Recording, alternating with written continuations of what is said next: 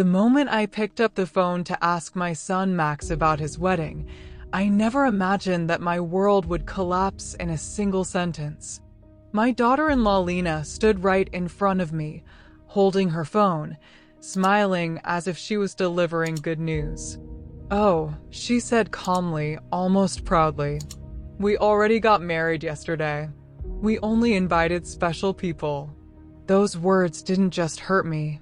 They froze my entire body. Special people. I was 70 years old. I had paid their rent for 3 years, furnished their entire home, bought their groceries when they had nothing, even supported Lena's personal expenses without hesitation. And I was not special.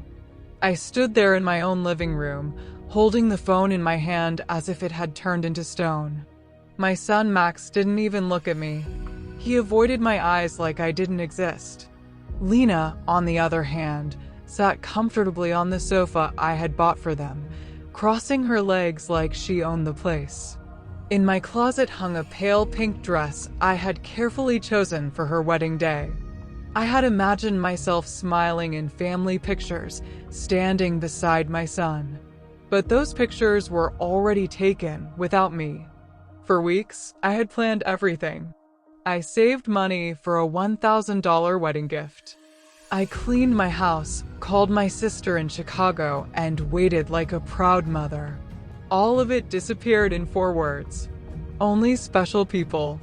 Max finally spoke, his voice rehearsed empty. "Mom, it was just a small ceremony. Very private. But I knew better, because I saw the photos online. Lena's parents were there. Her siblings were there. Champagne glasses raised, laughter, joy, celebration. And me? I was nowhere." A week later, my phone rang again. Lena's voice had completely changed. The confidence was gone. Now she sounded desperate. "Renata, the rent is overdue. The landlord says we'll be evicted. You forgot the transfer." I stayed silent. My mind replayed everything. Every rent payment. Every grocery bill. Every sacrifice I made by skipping my own needs. And now she called me like nothing happened. Like I was still their personal ATM. I finally spoke. "Didn't I tell you," I said slowly, "that I only help special people?" Silence. For the first time, she sounded afraid. "We were always special to you," she whispered. But I heard something different now. Not love. Not respect. Dependency. Manipulation disguised as affection. That night, I sat alone and calculated everything. $18,000 rent. $7,200 groceries. $3,000 gifts. $800 emergencies. $2,500 loans. $600 repairs. $1,200 furniture. Total, $33,400. My entire savings. My husband's inheritance. My future security. Gone. For people who didn't even invite me to a wedding. That night I cried. But not like before. These weren't tears of sadness.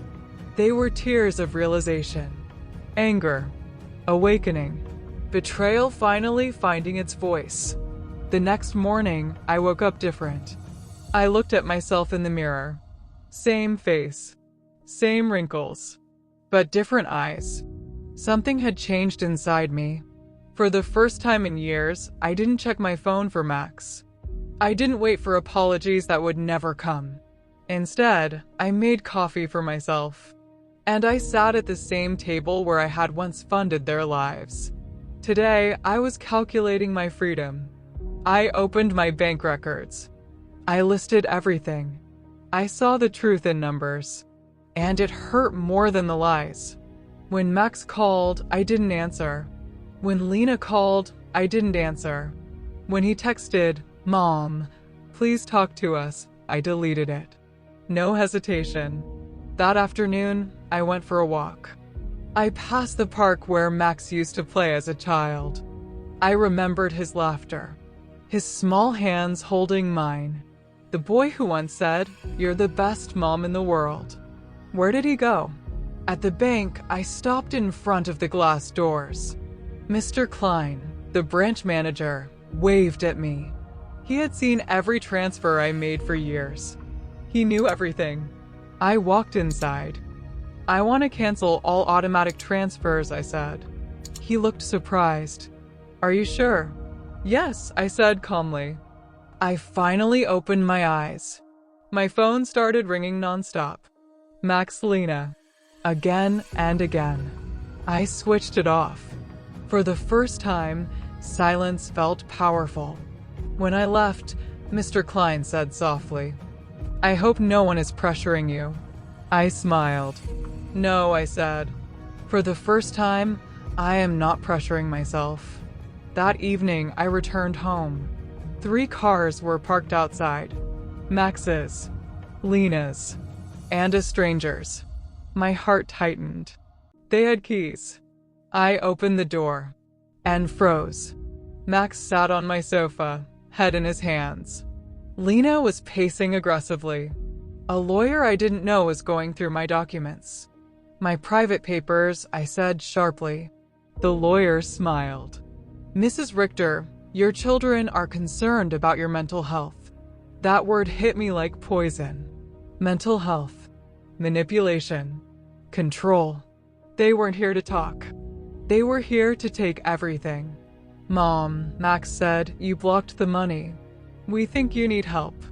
Lena added softly, "Maybe you're confused. It happens at your age." Confused. So now I was not just unwanted. I was unstable. I was disposable. I stood up. "I am not confused," I said firmly. "I am finally awake." I pointed to the door. "Get out." The lawyer warned me about legal options. Max threatened me. Lena cried fake tears. But I didn't move. For the first time in my life, I didn't bend. And then Max said it. "You'll end up alone." I looked at him and replied quietly, "I already am. But now it's by choice." That night, I met Mr. Weber, a lawyer specializing in elder protection. He told me the truth. This is financial abuse. They exploited you. They can be held accountable. For the first time, I wasn't called crazy. I was called victim. And more importantly, protected. We reviewed everything. Every transaction.